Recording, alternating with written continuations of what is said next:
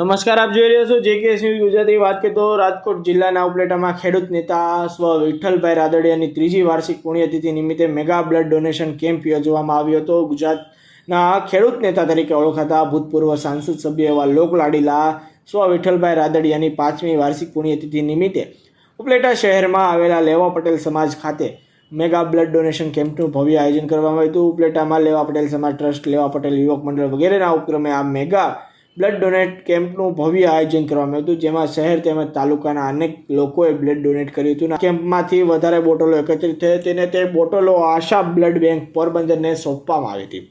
આ mega blood donation camp સ્વ વિઠ્ઠલભાઈ રાદડિયાની શ્રદ્ધાંજલિ રૂપે યોજવામાં આવ્યો હતો. ખેડૂત નેતા સ્વ વિઠ્ઠલભાઈની સતત 5મી પુણ્યતિથિ પર ઉપલેટામાં આવા સેવાકીય આયોજનો થતાં કૃષિ મંત્રી રાઘવજી પટેલે ખાસ ઉપસ્થિતિ રહી હતી અને સ્વ વિઠ્ઠલભાઈને શ્રદ્ધાસુમન અર્પણ કર્યા હતા. તેમજ તમામ સંસ્થાના વિવિધ આગેવાનો બહોળી સંખ્યામાં હાજર રહ્યા હતા. જેકેએસ ન્યૂઝ સાથે અરસી આહિર, ઉપલેટા.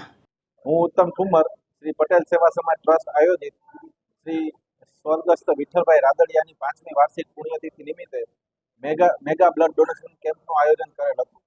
આજ રોજ અહીંયા ગુજરાતના કૃષિ મંત્રી શ્રી રાઘવજીભાઈ પટેલ તેમજ રાજકોટ જિલ્લા મોરચાના પ્રમુખ ઢોલરિયા સાહેબ તેમજ ઉપલેટા ધોરાજીના ધારાસભ્ય શ્રી મહેન્દ્રભાઈ પાડલિયા તેમજ અન્ય સેવાકીય પ્રવૃત્તિઓ સંસ્થાઓ પધારેલ અને અહીંયા ઘણા બધા બ્લડ ડોનેશન કેમ્પ થાય છે. તેમજ અહીંયા ઘણા બધા માણસો બ્લડ દેવા આવે છે અને આજરોજ અમારે 303થી વધુ બ્લડ બોટલ્સ થઈ છે.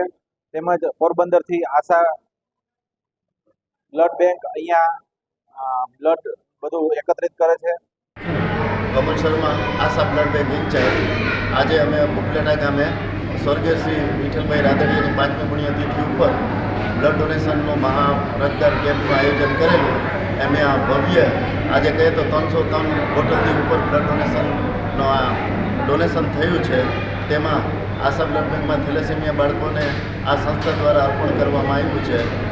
આશા બ્લડ સેન્ટર એ કમિટમેન્ટ કરે છે કે ઉપલેટાના કોઈ પણ દર્દીને ક્યાંય બ્લડની જરૂર પડશે તો 365થી આશા બ્લડ બેંક એમના માટે તદંતર હાજર રહેશે. ખૂબ ખૂબ આભાર.